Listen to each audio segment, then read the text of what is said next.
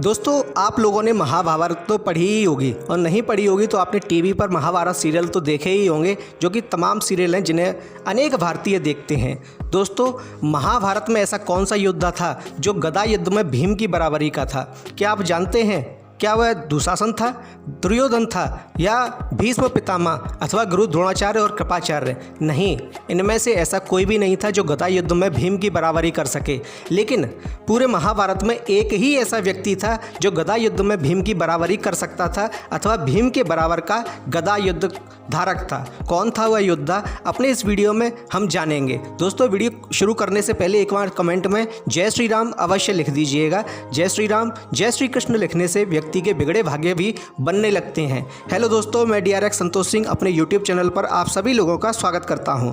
दोस्तों, पूरी महाभारत में ऐसा कौन था जो गदा युद्ध में भीम को टक्कर देता था, या भगवान कृष्ण के अलावा भी भीम को कोई अगर टक्कर दे सकता था गदा युद्ध में तो वह यही एक व्यक्ति था। कौन था वह व्यक्ति? दोस्तों, वैसे तो दुशासन का पुत्र दुर्मासन ही वह व्यक्ति था जो गदा युद्ध में भीम को टक्कर देता था, भीम की बराबरी कर सकता था। दोस्तों, महाभारत में दुशासन के पुत्र के बारे में, दुर्मासन के बारे में ज़्यादा जानकारी नहीं मिलती है, परंतु जितनी भी जानकारी मिलती है उस जानकारी के हिसाब से हम यह कह सकते हैं कि दुर्मासन ही एकमात्र पूरे महाभारत में एक ऐसा पात्र है जो गदा युद्ध में भीमसेन की बराबरी कर सकता था और भीमसेन की टक्कर ले सकता था। दोस्तों, जब चक्रव्यूह की रचना हुई थी, गुरु द्रोणाचार्य ने चक्रव्यूह की रचना की थी युधिष्ठिर को पकड़ने के लिए, और अर्जुन उस दिन युद्ध करते करते काफ़ी दूर निकल गए थे। तब पांडव में से कोई भी नहीं जानता था कि चक्रव्यूह की इस संरचना को कैसे भेदा जाए, कैसे चक्रव्यूह का भेदन किया जाए।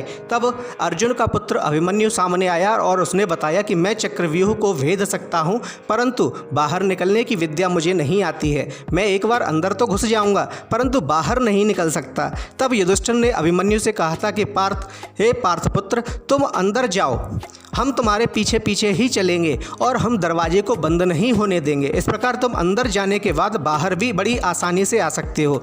जब यह हुआ तो अभिमन्यु ने युद्ध शुरू किया और वह चक्रव्यूह में घुस गया, परंतु भगवान शिव के दिए हुए आशीर्वाद के कारण जयद्रथ ने पांडवों में से किसी को भी अंदर नहीं जाने दिया और उन्हें तीसरे दरवाजे पर ही रोक कर रख लिया।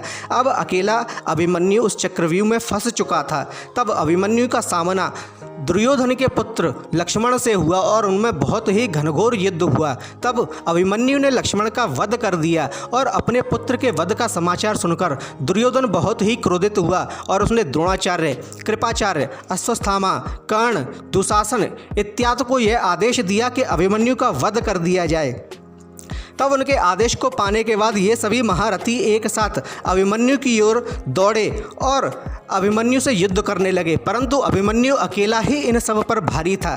तब दुशासन का पुत्र दुर्मासन आगे आया और गदा युद्ध करने लगा अभिमन्यु से। गदा युद्ध करते करते दोनों ही मूर्छित हो गए और जब वे मूर्छा से बाहर निकले तो दुर्मासन ने अपनी गदा से अभिमन्यु का कपाल फोड़ दिया और उसके बाद सभी 7 महारथियों ने मिलकर उस घायल निहत्थे अभिमन्यु पर कुनीति से, अत्याचार से उसका वध कर दिया। उसका वध करने के बाद जब पांडवों को यह बात पता चली तो पांडवों में अर्जुन ने जयद्रथ का वध करने की प्रतिज्ञा की, वहीं भीम ने यह प्रतिज्ञा की कि वह दुशासन के पुत्र दुर्मासन को मार देगा अपनी गदा से। तब दुर्मासन और भीम का गदा युद्ध हुआ और वह गदा युद्ध काफ़ी देर तक चला। दोस्तों, भीम यह समझ गया कि दुर्मासन उसकी टक्कर का ही गदा युद्ध धारक है, वह गदा युद्ध करने में माहिर है और पूरी धरती पर अकेला वही है जो भीम की टक्कर ले सकता है। परंतु किसी भी प्रकार से भीम ने उसे गदा युद्ध में मार दिया और उसके बाद भीम ने स्वयं ही कहा था कि दुशासन का पुत्र दुर्मासन ही गदा युद्ध में उसकी टक्कर ले सकता था। इसके अतिरिक्त भगवान श्री कृष्ण के अतिरिक्त कोई भी गदा युद्ध में उसकी टक्कर नहीं ले सकता था।